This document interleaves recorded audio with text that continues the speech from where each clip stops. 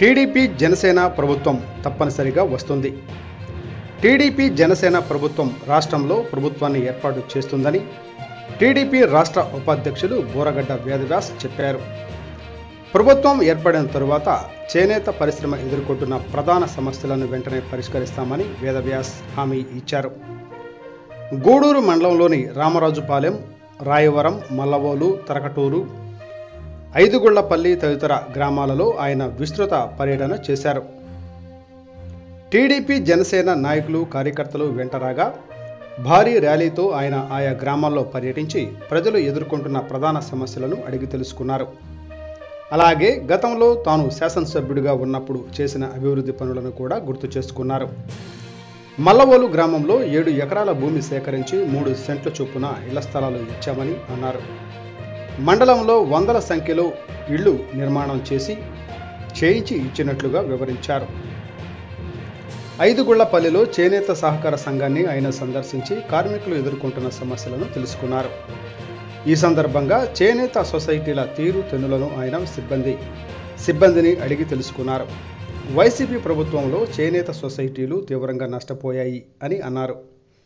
కార్మికులకు అందవలసిన పలు సంక్షేమ పథకాలను ప్రభుత్వం నిలిపివేసిందని ఆరోపించారు.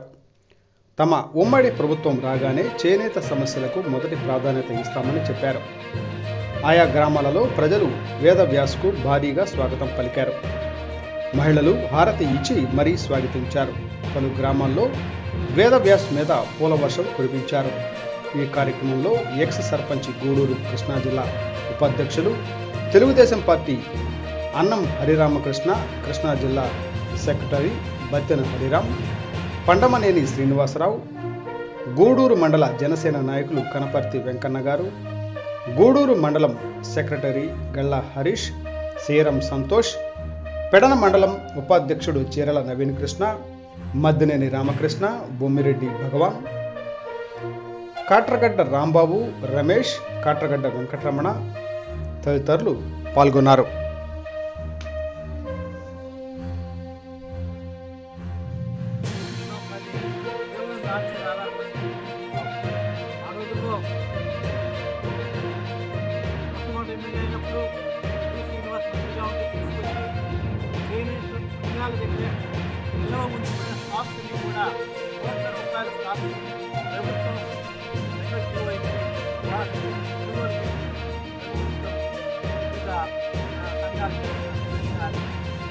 అలాగే రెండోసారి ఎమ్మెల్యే అయినప్పుడు రోసయ్య గారిని తీసుకొచ్చి పోలవరం, కప్పలతోటి గ్రామాలన్నీ కూడా తీసుకొచ్చి ఆ రోజుల్లో కూడా 8-9 కోట్ల రూపాయలు వరకు మన ఈ పెడన సొసైటీని పనిచేయక రాష్ట్రంలో ఉండి చేనేత కార్మికులతో ఇబ్బంది పడుతుంటే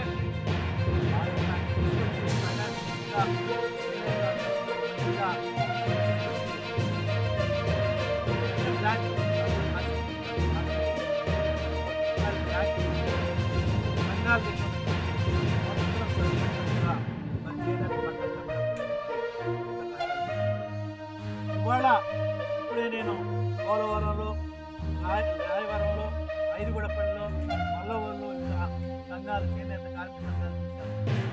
ఈ 5 సంవత్సరాల్లో మాకు రూపాయి సబ్సిడీ రాలేదండి. ఈ సంఘాలు నిర్వీర్యం చేశారు. చాలా లాసుల్లో ఉన్నాయి, నష్టపోతున్నాం, జీవనోపాధి కూడా లేదు మా కార్మికులకి. ఇదే గనక ఇక ముందు కూడా జరిగితే ఆత్మహత్యలు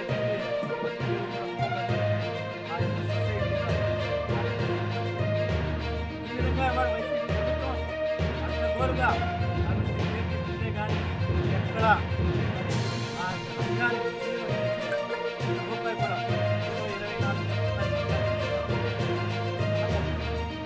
24 మీద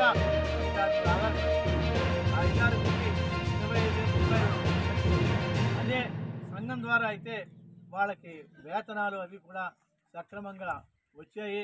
వాళ్ళకి బోనస్లు కూడా గతంలో అదేవిధంగా నేను ఇచ్చిన కాలనీ వల్ల ఇవాళ ఆ కాలనీకి జగనన్న కాలనీ ఏర్పడినట్లయితే ఎక్కడ ఒక రోడ్డు కూడా ఆ కాలనీలో అనేక గ్రామాలు మరి రోజుల్లో ప్రధానంగా ఆ రోజున అందరూ పంట కాలం మీద ఆ గురించిన ఏ రోజు కూడా పరిస్థితి. ఆ రోజుల్లో ఎస్టిమేట్ చేసి 2-3 కోట్ల రూపాయలతో కట్టాలని చెప్పి ప్రపోజల్ చేశాం. కానీ 15 సంవత్సరాల నుంచి కనీసం ఆ వంతెన మళ్ళీ కట్టాలి చేయాలనే ఆలోచన ఈ ప్రభుత్వానికి రాకపోవడం చాలా చాలా ప్రమాదకరం. ఎందుకంటే చాలా ట్రాఫిక్ ఏ రోజు అలాగే ఇక్కడ అనేక అభివృద్ధి కార్యక్రమాలు రోడ్లు ప్రధానంగా ఏదైనా ఇక్కడ కూడా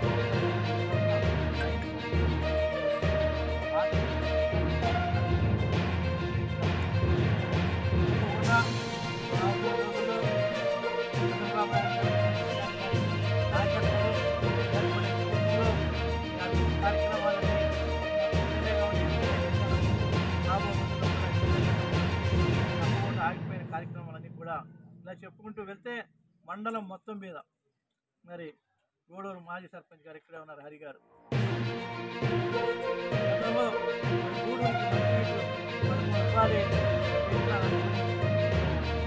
ఆకుమారి ఆ రోజుల్లో దాన్ని కూడా వాళ్ళు కూడా అలాగే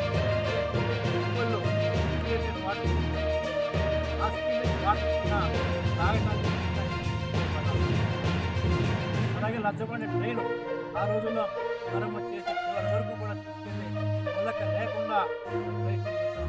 వాడు కొంచెం మరమ్మతు. అలాగే అనేక సిసిలు అలాగే గూడూరు నుంచి శారదాపేట